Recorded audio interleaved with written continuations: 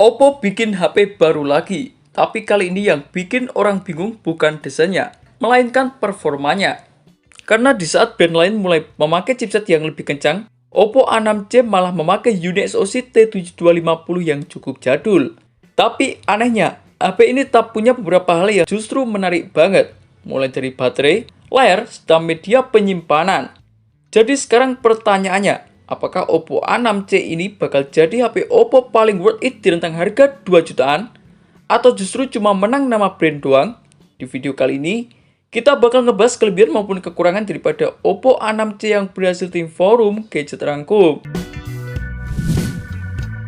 Langsung kita bahas dari kelebihannya terlebih dahulu. Kelebihan yang pertama yang dibekali dengan baterai Jumbo 7000 mAh. Ini yang paling gila. Jelas baterainya 7000 mAh. Ini udah masuk kategori baterai monster, artinya dipakai seharian aman, buat scrolling lama cukup aman, menonton dan juga sosial media tahan lama. Buat orang yang males ngecas, sering keluar ruangan, atau pengen HP tahan seharian, ini jelas menarik banget. Beralih kelebihan yang nomor 2 yang dibekali dengan layar 120Hz. Meskipun membawa layar yang masih HD+, namun sudah dibekali dengan layar dengan refresh 120Hz. Artinya scrollingnya lebih halus, animasinya lebih smooth, pengalaman memakai terasa lebih modern. Dan ini penting, karena di rentang harga 2 jutaan, refresh rate tinggi itu mulai jadi hal yang paling dicari.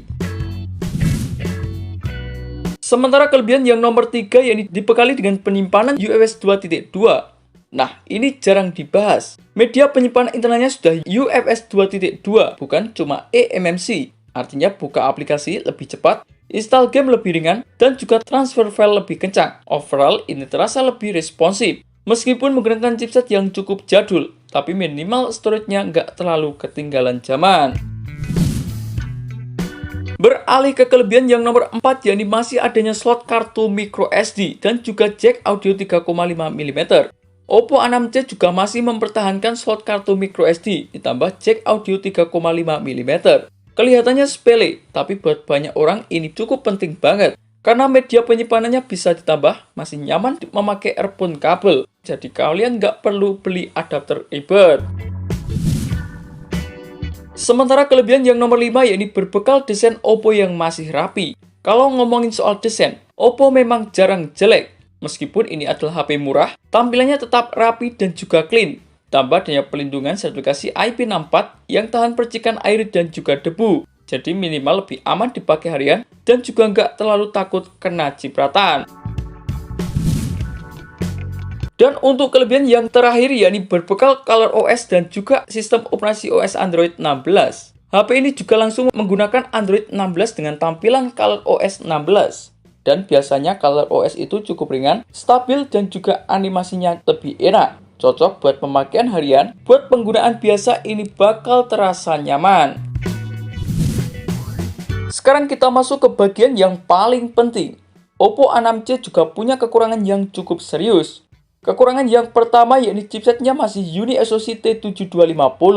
Ini jelas bakal jadi perdebatan terbesar karena masih menggunakan chipset jadul yakni unit SoC T7250 dengan fabrikasi 12 nanometer. Dan jujur, buat gaming berat ini bukan chipset yang menarik.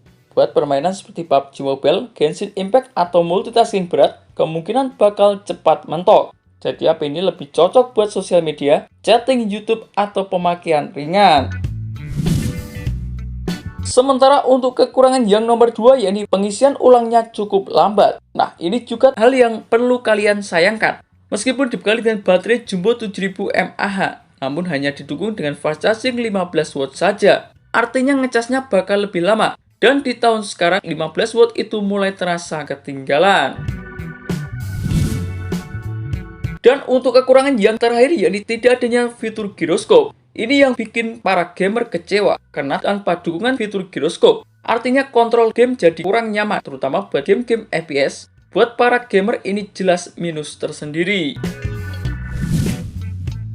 Jadi kesimpulannya begini, Oppo A6c ini adalah HP yang fokus ke baterai awet, pemakaian harian, dan juga desain rapi.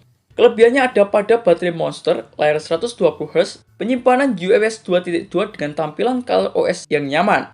Tak ketinggalan ada dukungan slot kartu microSD dan juga jack audio 3,5mm yang masih ada. Tapi di balik itu semua ada kekurangan seperti chipsetnya masih biasa saja, chargingnya cukup lambat dan tanpa adanya fitur giroskop. Kalau harga di Indonesia benar di angka 2 jutaan, apakah ini bakal jadi pilihan terbaik atau ada brand lain yang lebih menarik? Tulis pendapat kalian di kolom komentar forum gadget. Terima kasih telah menonton video ini. Jangan lupa like, komen, dan share agar channel ini bisa terus berkembang.